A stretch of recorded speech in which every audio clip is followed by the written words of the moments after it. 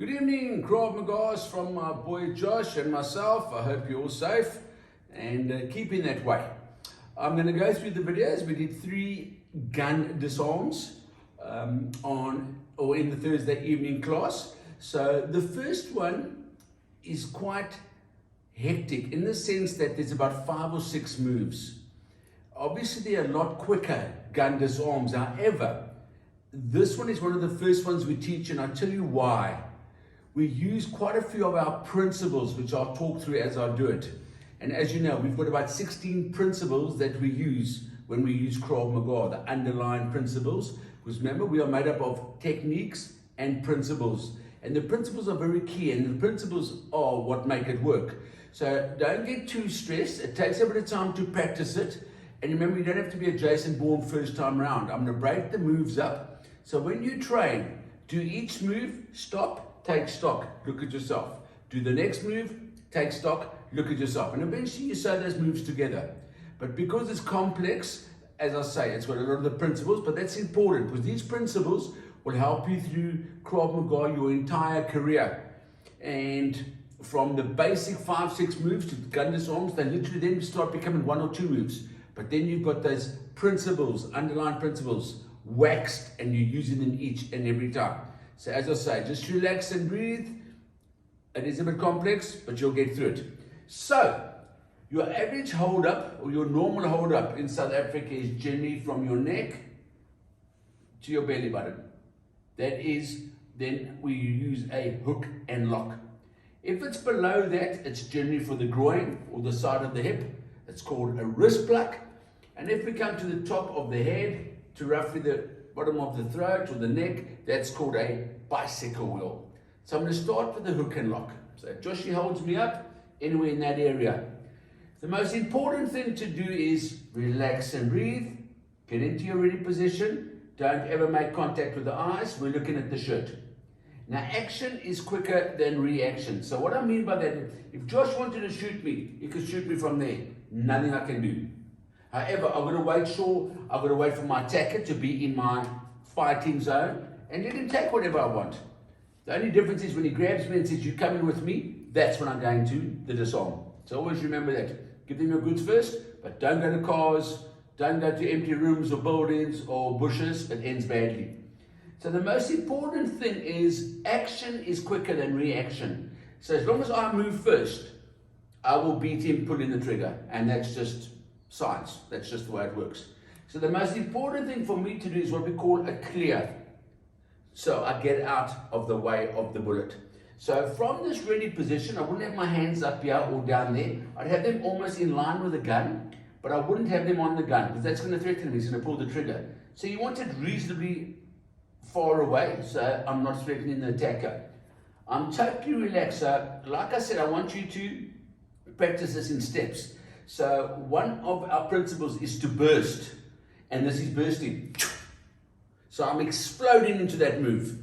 As I'm exploding into it, I'm clearing. So if you look at this shoulder turns this way, and this hand pushes the gun that way. So there's a nice gap here for the clear. So that's a principle known as bursting. From there, this arm just comes straight up into the elbow, and that's what we call a friction lock, another one of our principles. So you got to make sure that your posture is right, your knees are bent, because if he pulls you and you're standing with your legs straight, it's very easy to be pulled off balance. If I'm down and my posture is good, it's a lot harder for him to pull. And if he does pull, by the way, I'd step with him and complete the move anyway. But as you know, with practice, these moves become very quick. The third move I do is I go into the hook and the lock. This hand comes up, the elbow, my arm locks underneath. I pull that. I've got friction on both of his arms with both my arms. And then I move all of this down into one straight stripe. So I've got wrist, on Josh's wrist, on my chest. So that's what we call friction lock. Then what I can do is I can breathe in, make my chest bigger, and how it helps me, now there's more skin on skin. In other words, there's more friction on Josh's arm. So he cannot pull that out of my grip. So that, as I say, these are all the principles. From there, I keep this tight, and I just take 2 fingers over the gun. Because all I'm going to do now, I'm going to take this hand away, is as I turn and I keep this tight, I turn and I can take the gun. Because I am pronating his wrist. So no matter how tough he is, by me rotating, it comes out. One of the big errors some people make is, you see where I've stepped? I've only stepped at about 90 degrees. Always make sure you do a complete 180. So I started here, watching you. My right leg keeps still, but my left comes all the way around. And I've got to face that way. And even if you've got a bigger attacker, you can step another 15, 20 degrees, just to make sure you get that gun out. Okay, so let's show you that slowly again. Don't forget your mixed message. Love your shoes. 1, 2, 3, and I slide it all down. That's how it looks. Put my fingers on there. Then all I do is I keep this locked in the same position and I face the other wall. And the gun comes out. Keep the gun to the left, away from my attacker. I push him away. Tap, tap, rack. Get down, get down. I look to the right. I look to the left. Okay, so practice that move slowly. It is complex, like I said, but build it into baby steps, and then you start combining it as you get better. But it's a very, very powerful, one of our basic moves that have been around for a long time, known as the hook and lock. Okay. The next gun song I'm going to show you is what we call the bicycle wheel, because it genuinely reflects a bicycle wheel. And that defense is against a high level or head hold up. Also very common in South Africa. Once again, yeah, I'm dead. I don't have enough space to clear. I've got to clear a whole half meter to the side, but then he turns the gun and he shoots me. So once again, he'll be close. We'll check my pockets. And when he says, "You're coming with me," that's exactly when we strike. So it's a very, very simple move. With the hook and lock, the gun was down here, so my hands were down there too. With the gun being higher, I lift my hands. Okay.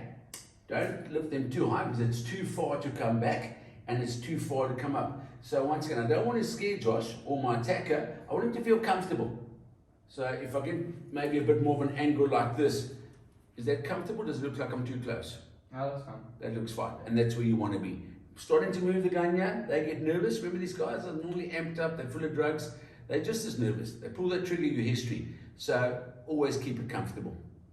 From here, the same applies. I'm stepping to the left and I'm pushing the gun to the right. So it's the same as the hook and lock. It's all about the clear. If we don't get the clear right, we don't have to do the other two moves, which you won't be able to tell the tale. So please, guys, practice the clear. From there, all I've done is my hip is coming, I'm stepping to the left, I'm pulling my shoulder away, and I'm pushing the gun away. And I'm now 90 degrees to my attacker. From there, this hand just comes straight up, like a duck ball. I pronate his wrist and he'll let go. So there is a bit of a trick here if you want to use it. It's called a bicycle wheel, which means you turn it in the shape of a bicycle wheel, which is cool. However, if you want to use a bit of your body weight, your upper body weight, which is your shoulder, you are welcome to do it, especially against a big attacker. Remember, we've only got one chance to get this gun out of the hand. So from here, same applies, move to the left, clear, 1. Now I'm bringing my shoulder into it to assist and to give me more power. We don't need it. The technique is in the wrist here. I'm pronating the wrist that way. So once again, no matter how hard he holds it, I will break that lock. However, if you've got a big hook, okay, and you want to double make sure that you can get it out of his hands, especially for the smaller petite woman, bring that shoulder in. Obviously roll with the gun, don't leave the gun behind, you can have a piercing in your shoulder, but you're rolling with the gun, using that shoulder in, out it comes. Keep it here, away from any other attacker, close to me, back him off, put the gun forward, we tap it to make sure that the magazine is in properly, we rack it to make sure there's a bullet from the magazine that jumps to the barrel. If there was one there, it would jump out, which is fine. We then aim it at the attacker, get down, get down. We bring it in to our bodies, and then I look left, I look straight behind me to make sure there's no one behind me to the left, and I do the same to the right. Easy move. Have fun, we'll get on to the next one. Cool, so we've done a mid-level, We've done a head. Now we're going to do a low level. Generally, low level happens from the side. It's in a crowded area. They don't want people around or pedestrians to see the gun. Could be under a jacket. And they, yeah, please give me your stuff. Or come, walk with me. And they normally grab your arm here and they've got the gun close. So it's generally in close quarters. And we've obviously seen this on videos and hence I mentioned it to you. So it's a very, very easy move to get out of. Once again, clear, clear, clear. All our moves is clear, control, and counter. So when it was head high, that was the clear. This is the control, and that's the counter if you want to strike, which you can. I don't like to strike, it's just personal. There's no harm once you have the firearm in your hand. Some of the instructors teach you to strike with the weapon, which can be very good.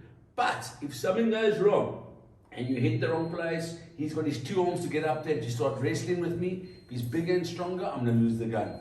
So personally, once I've got the gun out of the way, I clear it. If I want to, no problem. Eye poke, blade hand, kick into the groin, no problem. But I think initially, get used to bringing this close to your body so no one can take it, and back off. Just my personal opinion. So, a low level from the side, it's normally close up. Once again, I bring my arms almost in line with the gun. Not too close to the gun, just further enough. And then all I'm doing for the clear is, my hands would be here. No, please don't hurt. I would be pushing the gun. That's my clear. From there, the same time I bring this one in. So both my hands are facing you.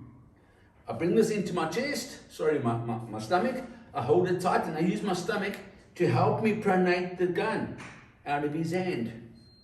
So once again, it's all about pronating this wrist. Remember, that's one of our secret techniques, pronating the wrist, because psychology or biomechanics says that if you pronate the wrist, the fingers will open, and that's what we use it on. So from there, if it's in your side, anywhere around there, step one. I then bring it back, so I've got support, and I turn that all the way in. They will then let go. From there, back off, tap, tap, rack, get down, bring this into my body, look to the right, look to the left. Remember, if I leave that out there, and there's a number 2 or number 3, they come running and pin my arms to them, I'm not going to get the gun. So I'll bring it in here. So they do run, bang, they're gone. Bang, they're gone. Okay, so those are the 3 moves I'd like you guys to practice. Don't get frustrated. Practice them slowly. Get the techniques right, step by step by step. Then you sew them up. Then when you have an attacker, as you get more confident, get them to get a bit more heavy with you. So in other words, when you go for the gun, see if they can pull the gun away. See if they can move the gun. Because very rare is where they just hold up and say, don't move. They're moving the gun, they're hitting you with the gun, they're abusing you verbally. So it's quite nasty. And those are the little things you can overcome. Because the moment you go for the gun, he's not also just going to stand there. He's going to more likely hold it a bit tighter. But don't do that initially. Build up your confidence with the technique. Once the technique is 110% right, start stitching it up and then get a little bit more aggressive. So I'm only showing you 3 moves because there's quite a bit to firearms. So enjoy it, guys, and enjoy your long weekend. Happy practicing. Cheers.